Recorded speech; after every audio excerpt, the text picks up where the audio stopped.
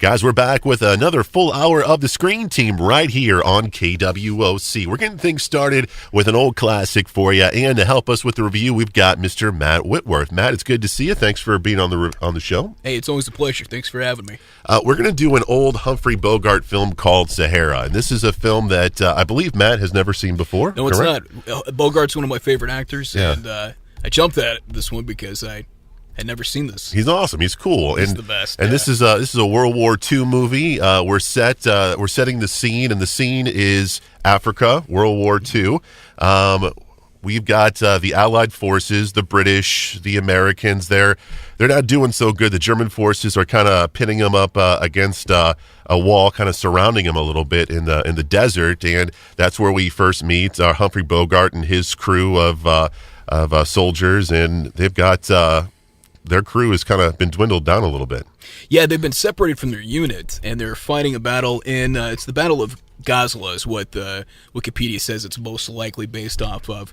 And that was really important for the Western Desert Campaign, for my notes here.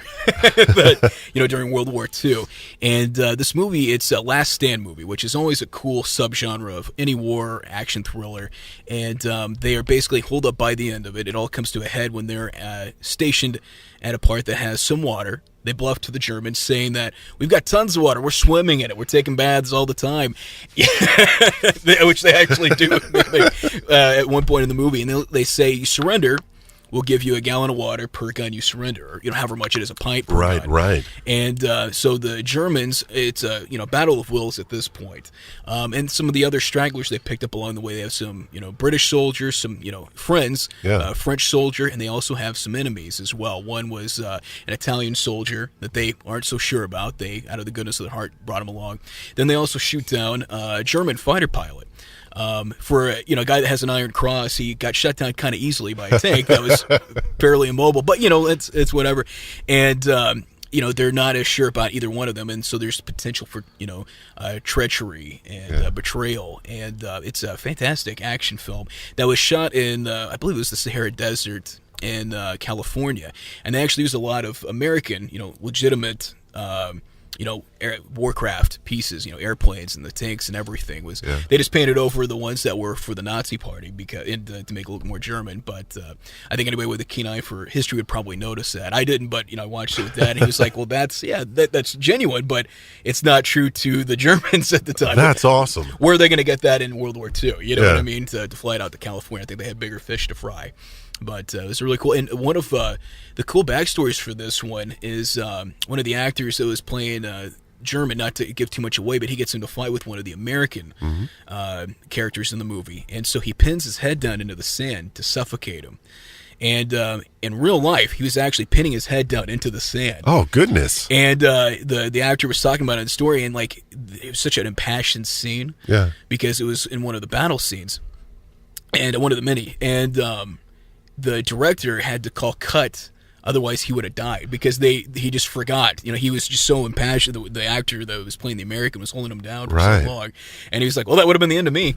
Oh man, that's so cool. I didn't know that. Yeah. So it sounds like from your description of the film that you liked it, right? Yeah, it's a great film. I mean, it's hard for me not to like anything Bogart's in, especially when he plays a hero.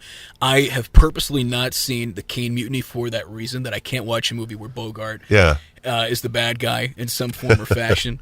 Maybe one of these days I'll man up and watch it, but it's just, it's not one that's pegged my interest too much yet. He's just such a great either hero or anti-hero. A reluctant hero is kind of, I think, his real niche. And this came out the same year as Casablanca, which is my favorite film of his and just one of my top 5 favorite films ever. And they both were shot pivotally during the war effort in World War II. Yeah. And they both are fairly realistic, both set in Africa. This one actually was set in the Libyan desert around the port, but it's a port, but where they're at is the desert, obviously. And it's amazing the scenes that they filmed for this, how everybody's just getting doused with sand.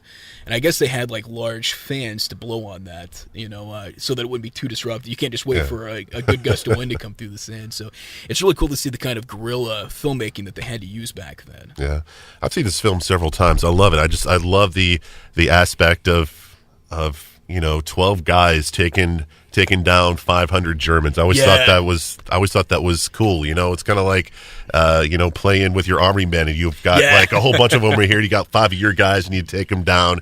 And I just always thought that was cool. And more recently, the more I watched this film, I enjoyed Humphrey Bogart's performance in this film, and it kind of reminds me a little bit of Tom Hanks' performance in Saving Private Ryan. You're right. I thought both of those characters kind of seemed very similar to me. Both heads of their particular units, and very, very kind of John Wayne-esque and not very open with what they do or where they were back in the States.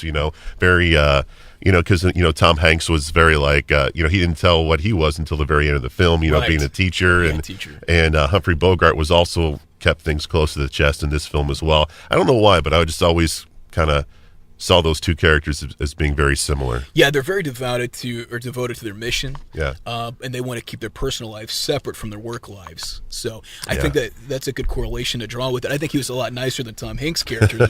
He was so much more detached, whereas this one, and I guess it's to show a more human side of the troops, which they wanted to do because there's a little bit of propaganda to this film, as there were with a lot of pro-war efforts at that time, which is, I'm not criticizing it. Just that's how it was. It is what it is. Every country was doing that during that time. The Russians, Germany, everything was, for the good of the war effort, whichever side they fell on.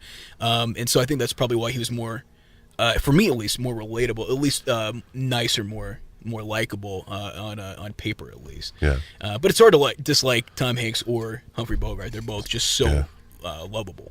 So down the line, is this a multiple watch for you? You want to see it again? Yeah, definitely. Especially since there's a lot that I missed. I wouldn't say starts off slow, but it is a black and white film, so that's one hurdle for a lot of young, audiences to get over. Second being that it's a slow build. A lot of Last Stand movies are, because you're building to this crescendo, and they have to do a lot of establishment early in the film. I didn't find it boring. The dialogue was very good. Again, it's a Bogart film, so he delivers lines great, but he was good at picking scripts too, to his credit. And this was no exception. The writing in it was fantastic. All right, the movie's called Sahara. You can find it on DVD. Coming up after the break, we're going to review the Jessica Chastain film Molly's Game. It's next, right here on the Screen Team.